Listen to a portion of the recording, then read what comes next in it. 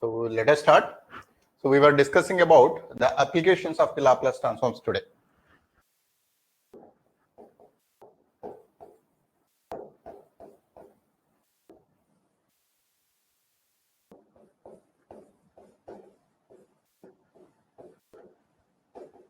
So in that actually, and one and only, and that too very important application is there is solution of the differential equations.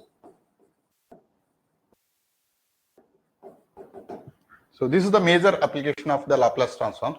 In signals and systems, actually, we do have some more applications, but as far as mathematics is concerned, this is the only application that we were talking about.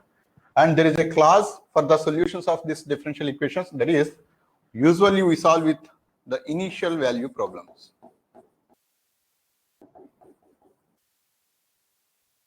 So the meaning of this initial value problems is the initial conditions has to be given. Suppose actually whenever we solve any ordinary differential equation, if you notice actually there is some arbitrary constant that used to come. Now that arbitrary constant actually we keep it as it is, and we don't find that arbitrary constant usually in most of the cases whenever we solve the ordinary differential equations. But the Laplace transforms demands to be known that initial values, that is at least the initial conditions have to be aware, so that actually the information that is needed to find out the arbitrary constant has to be present. Then only we can make use of this Laplace transform. But that doesn't mean that actually we will not be able to solve the Laplace transform. That doesn't mean that actually we will not be able to solve the ordinary differential equations without the initial conditions. But still you can keep it as constants and proceed further. But it will be easy and good in case if you provide the initial conditions to solve the final differential equation. So that is one clause.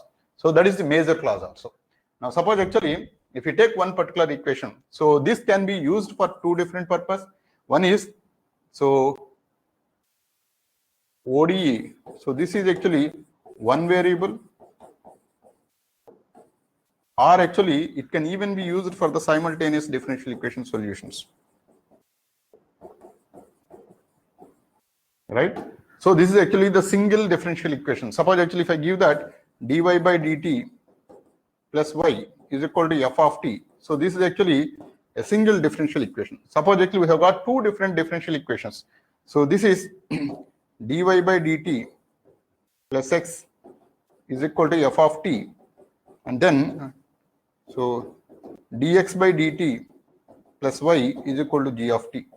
Now in this particular case actually x is related to t and y is related to t, and there is an interrelation between these two equations.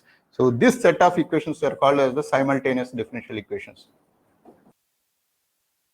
Now you can make use of this Laplace transforms technique to solve either a single differential equation or a simultaneous set of differential equations. So both actually you can make use of this Laplace transform technique. Now in this actually we will be using one of the very important aspect, that is the Laplace transform of derivative of any particular function f dash of t, and this value is equal to s into f bar of s minus f of 0, and this is for the first order differential equation. Now the Laplace transform of the second order equation f double dash of t, and this value is equal to s square into f bar of s minus s into f of 0 minus f dash of 0.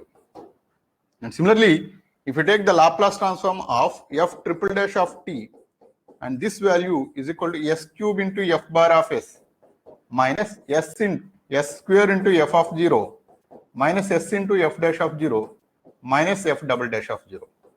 Now this process continues. So this is the fourth derivative if you take it.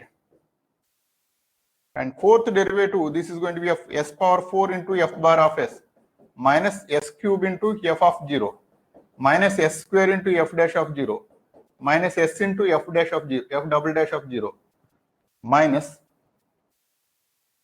f triple dash of 0. So this is how actually you will be making use of the derivative.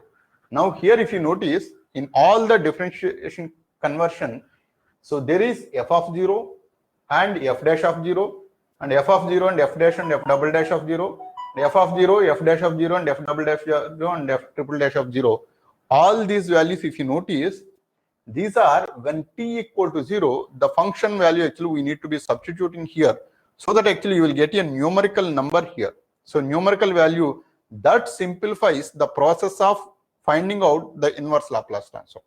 So because of that reason, actually, as f of 0 and f dash of 0 and f triple dash of 0, all these things are involved in applying the Laplace transforms for the derivatives. Hence, actually, if you know these values, then the process will be easy. That's exactly the reason, actually, whenever we say that the applications of Laplace transforms to find out the solutions of the initial value problems, meaning the functional values has to be known here to find out the solution with the help of the Laplace transform at 0 initial conditions. Got it? Now we can make use of this technique, and this is the only technique actually we are going to use in the entire applications of the Laplace transforms. We'll be substituting it here and finding out the f bar of s value and then finding out the L inverse of it so that you can get the f of t value. Got it? So this is the standard process, whether it is a single differential equation or it may be a set of simultaneous equations. In all the cases, the process will not make any difference. So your ability is to find out the inverse Laplace transform. So that's exactly the ability that is needed, and that is the only ability that you need. Got it?